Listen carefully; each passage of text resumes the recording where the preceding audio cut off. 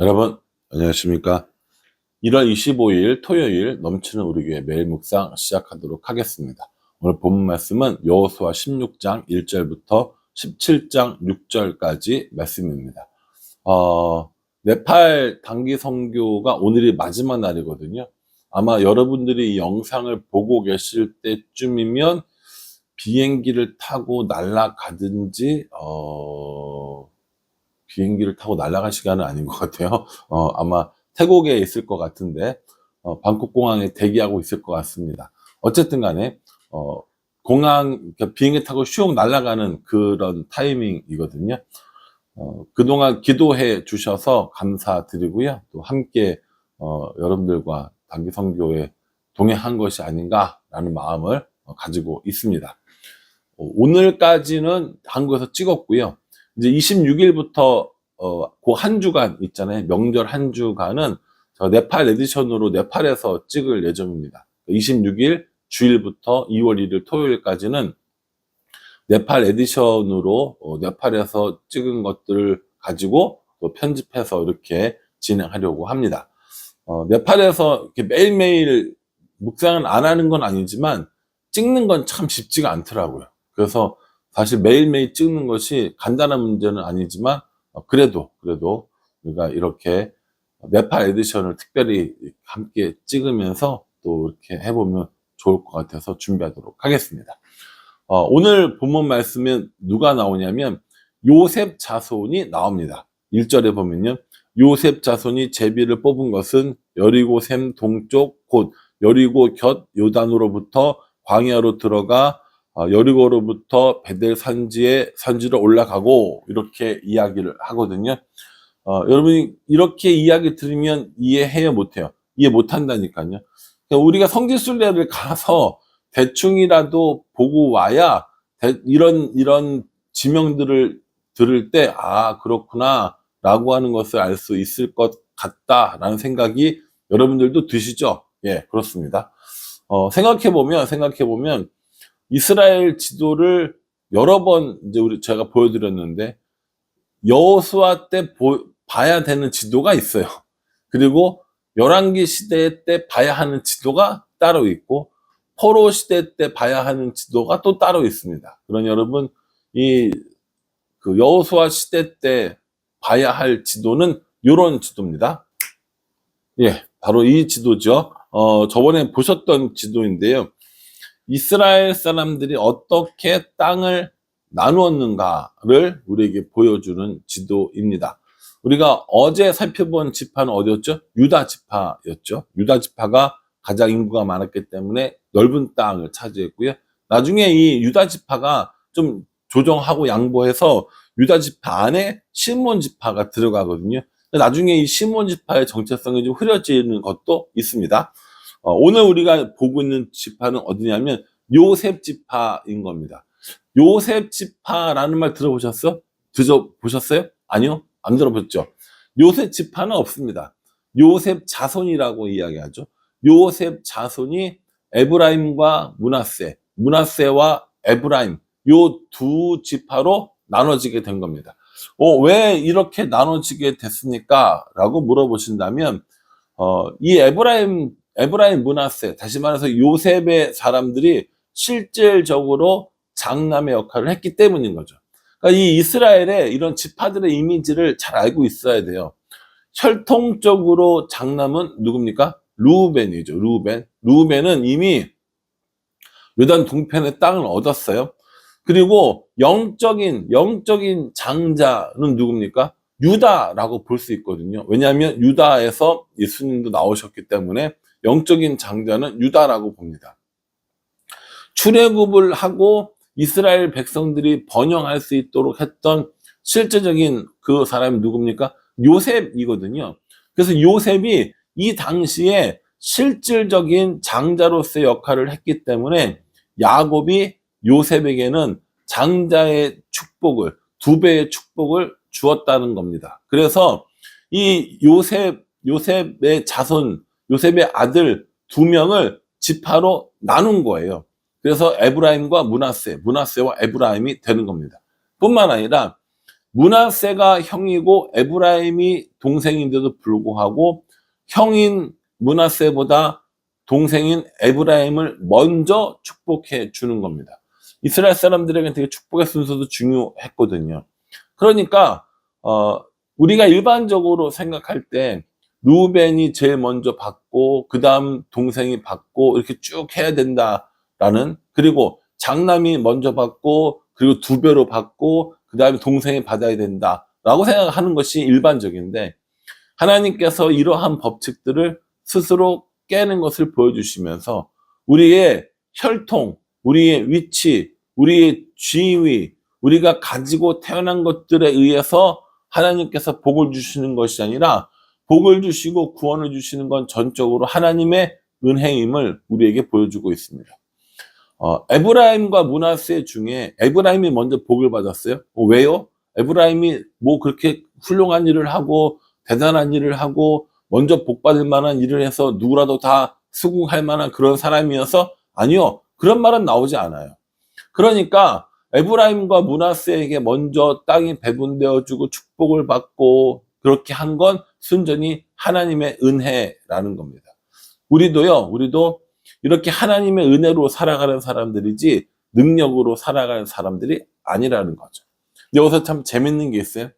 어떤 사람들은 이제 이렇게 얘기할 수 있어요. 아니, 왜 에브라임에 먼저 줍니까? 왜 므낫세는 나중에 줍니까? 왜 유다는 먼저 줍니까? 라고 이야기할 수 있잖아요. 거기에 대한 우리의 답은 뭡니까? 하나님의 것을 하나님이 주시는 거예요. 하나님의 것을 하나님이 주시는 거라고요. 사람들을 놀리거나 괴롭히거나 심술궂게 하기 위해서가 아니라 하나님의 것을 하나님에게 주는 거예요. 저에게 여기 빵이 있어요. 빵을 띄어서 누구에게 먼저 줄지, 누구에게 얼만큼 줄지, 그거 누가 정하는 겁니까? 제가 정하는 겁니다. 받는 사람이 정하는 게 아니라는 거죠. 받는 사람은 주는 그것에 감사하면 되는 거예요. 왜 난 이거밖에 안 주냐? 이거 불공평하지 않느냐? 나를 먼저 줘야 되지 않느냐? 라고 생각한다면 그 받는 것까지도 빼앗길 수 있겠습니까? 없겠습니까? 당연히 있겠죠. 그러니 여러분, 우리 하나님이 이 이스라엘에게 주어진 가나안 땅의 주인이신 거예요. 그러니까 하나님의 뜻과 하나님의 방법대로 주는 겁니다. 이렇게 땅이 분배되어지는데 에브라임 지파가 먼저 받았어요.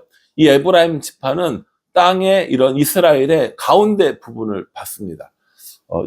이 에브라임 지파에서 나오는 가장 유명한 사람이 누가 있겠습니까? 예, 여호수아죠. 여호수아가 에브라임 사람인 거예요. 갈렙은요, 유다 사람이라니까요. 그러니까 이 여호수아의 지파, 갈렙의 지파, 그 당시에 가장 강력했던 그 2 지파가 땅을 받고 또 이 중앙 부분에 땅을 받게 되는 모습을 보여지게 되는 겁니다.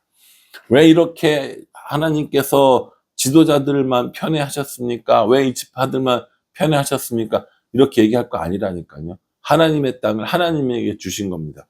인본주의로 보면 안 됩니다. 휴머니티로 보면 안 됩니다. 하나님의 모든 것의 주인이라는 관점으로 봤을 때 주시는 것만으로도 뭐합니까? 감사한 겁니다. 여기에 평등을 이야기하고 여기에 이런 것 이야기하면 사실은 하나님께서 우리에게 주시는 그 자체의 은혜를 부정하는 것과 다를 바가 없다라는 것이죠. 그러니 여러분, 에브라임에게 주신 은혜를 우리에게 달라고 구하는 것, 유다에게 주신 은혜를 우리에게 달라고 구하는 것, 므낫세에게 주신 은혜를 우리에게 달라고 기도하는 것, 이게 우리들이 해야 될 일이라는 거죠.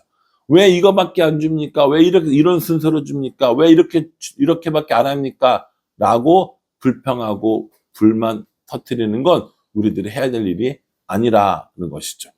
오늘 에브라임이 이 중앙의 땅을 받았고요.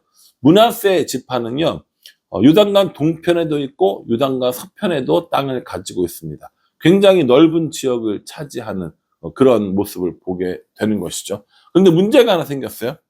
이 므낫세 지파의 그 땅을 분배하던 중에 17장 3절에 보면 헤벨의 아들 길르앗의 손자 마길의 증손 므낫세의 현손 슬로브앗은 아들이 없고 딸뿐이요 그 딸들의 이름은 말라와 노아와 호글라와 밀가와 디르사라라고 이렇게 얘기합니다.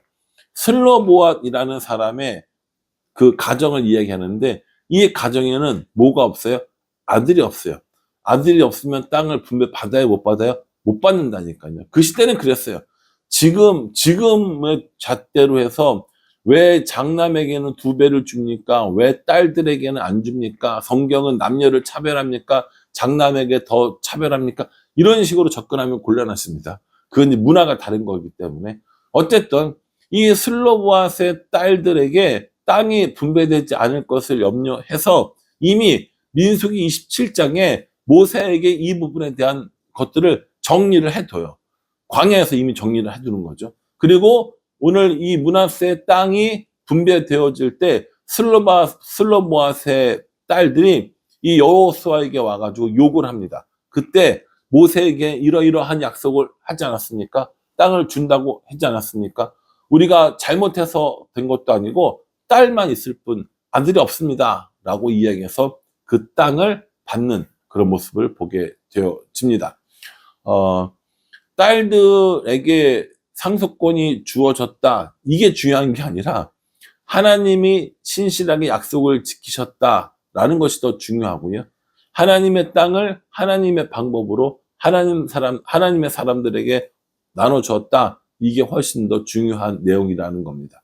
이걸 젠더 갈등이나 남녀 갈등이나 상속법의 문제로 보시면 그건 정말 성경을 잘못 해석하시는 겁니다. 여러분, 오늘 에브라임을 그리고 므낫세를 땅을 나눠주는 이 일들을 통해서 하나님께서 하나님의 것들을 사람들에게 나눠주는 과정, 그리고 에브라임과 므낫세가 은혜를 입는 과정, 이 과정들을 통해서 우리가 하나님의 뜻과 하나님의 계획들을 배우고 알 수 있다라는 사실을 기억하시면 될 것 같습니다.